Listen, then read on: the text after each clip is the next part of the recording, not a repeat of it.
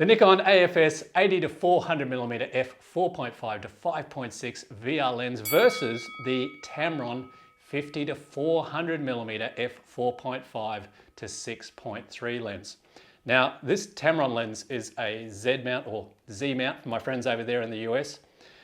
It's just been released. Now, why in the world am I making this video comparing this older lens to this new one? Well, I know for a fact a lot of you that watch my channel do own this lens and you use it on your Z mount cameras with either the FTZII or FTZII adapter. So you've got a choice now. You've got this Tamron. I'm going to give you some reasons why you should upgrade.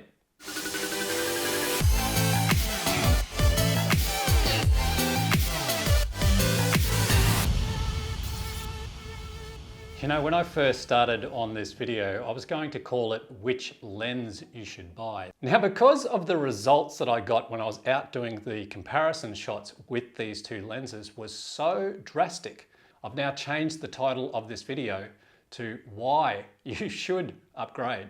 Okay, so let's start off by looking at both of these lenses side by side just to see any sort of physical differences. You can see the Nikon is just that ever so slightly longer by about, I'd say about 3 centimeters. Now, when it comes to circumference, you can see that the Nikon is just that ever so slightly wider than the new Tamron. So that brings me to my next point. Let's talk about the weight of both of these lenses. The Nikon weighs in at 1,570 grams, whereas the new Tamron, it weighs in at 1,180 grams. So you've got a little bit of weight saving there when it comes to the Tamron.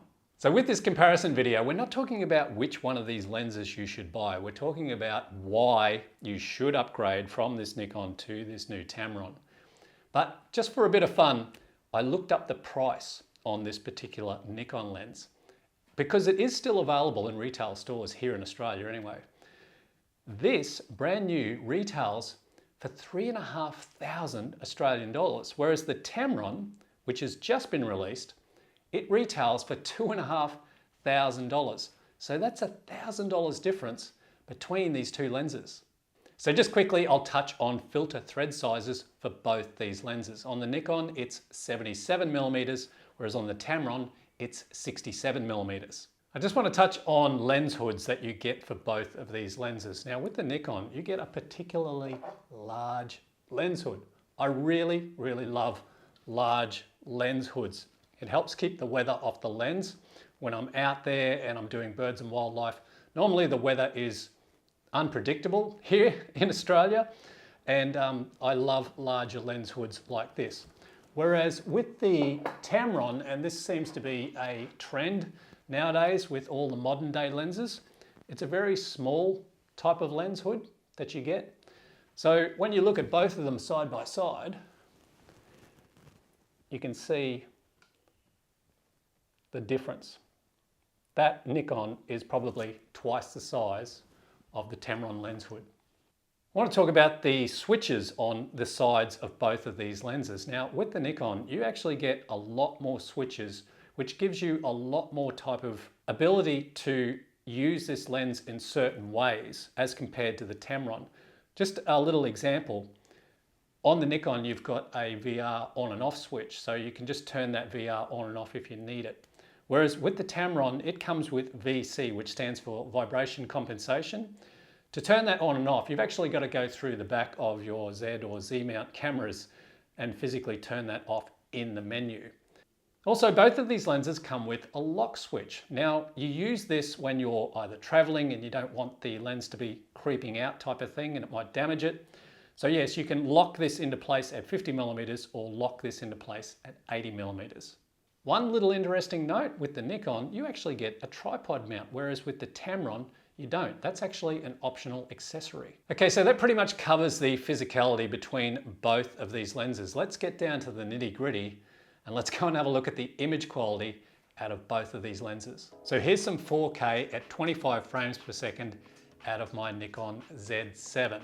The Tamron is on the left and the Nikon via the FTZII adapter is on the right hand side. Looking at the minimum focal length of 50mm on the Tamron on the left versus the 80mm on the Nikon on the right, you can see there is a substantial difference. Okay, so let's put both of these lenses at their maximum focal lengths of 400mm.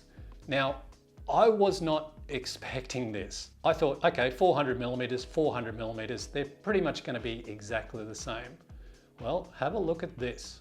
You can see at 400mm on the Tamron, you actually get much closer to the subject. Whereas on the Nikon at 400mm, it's a little bit further away. Whether the FTZII adapter has something to do with it or not, I'm not sure. Both of these shots were taken in the exact same position. I did not so much as move my little tripod that I was using a single centimeter. But I thought those findings were interesting and something that I should share with you.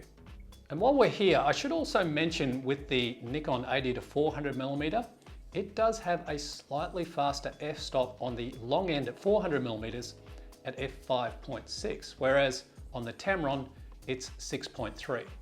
Now on the Nikon 80-400mm, the minimum focusing distance at both 80 and 400mm is 1.75 meters. Whereas on the new Tamron at 50mm, the minimum focusing distance is 25 centimeters. Whereas at 400mm on the Tamron, it's 1.5 meters. So I ended up concentrating on these very small flowers in my garden. The flower was about 1.5 centimeters in width. And when you see these shots, and I had to actually get my vlogging camera and get some B-roll because I thought there's just no way in the world people are going to believe me. So here's some B-roll showing you how close I am with that Tamron lens to this flower. It'll also give you a little bit of perspective in terms of how big this flower actually is. So this shot was at 50mm on the Tamron using the minimum focus distance. Just check out the clarity of this shot. Now, when I push into 100%, this flower is only 1.5 centimeters in circumference. Look at the amazing detail on each one of those little flowers that makes up that 1.5 centimeters in circumference. Even those tiny little yellow prongs sticking out, that's what I focused on. Okay, so I took the Tamron back to its minimum focusing distance at 400mm at 1.5 meters. Now, this is the shot. It still looks pretty amazing, but watch what happens when I crop in on this shot. Isn't that just incredible? It's literally like both the 50mm and 400mm are identical. Okay, so now it was the Nikon 80-400mm's turn doing that same flower shot. Now, I started off at 400mm on the 80-400mm lens. You can see it's pretty good, but once again, you don't get as close as 400mm on the Tamron. The sharpness on the 400mm on the Nikon, it's still pretty good. So let's now go back to 80mm on that Nikon lens, and I'm at the minimum focus distance of 1.75 meters. You can see there's just literally no type of competition in terms of the Tamron in its close focusing ability. So the next test I ran was some focusing speed tests. Again, I've got the Tamron on my Nikon Z7 and I've got the Nikon 80-400mm via the FTZII adapter attached to my camera. Starting off with the Tamron, going from the foreground to the background in terms of focus, it is lightning quick, and that is due to that VXD focus motor that it has in it. It is just amazing. When looking at the Nikon going from foreground to background, it's no slouch. It is okay, but it is ever so slightly slower than what the Tamron is. I think the only reason why you'd be wanting to keep the Nikon 80-400mm is if you're still using a Nikon DSLR of some sort like I am. I use this 80-400mm on my D750 and D850 and it does a great job. But if I was now owning just a Z mount or Z mount camera and had sold off or traded my older F mount cameras, then 100% I would be upgrading my old 80-400mm lens to this new Tamron 50-400mm lens. Look, I can't be too hard on the much older Nikon 80-400mm lens. It has been a fantastic lens for me over the last 10 years that I've owned it.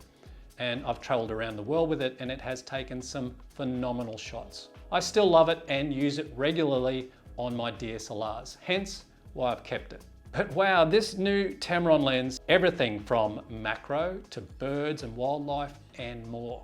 I've actually done a review on this Tamron lens, and I'll leave it at the end of this video that you can check out. For the price you pay for this Tamron lens and what it's actually capable of, I think it's pretty amazing. Well guys, thank you so much for watching. I hope you enjoyed this little comparison between these two lenses. And it does help those out if you were thinking about upgrading from this older Nikon lens to the new Tamron. I'll see you next time.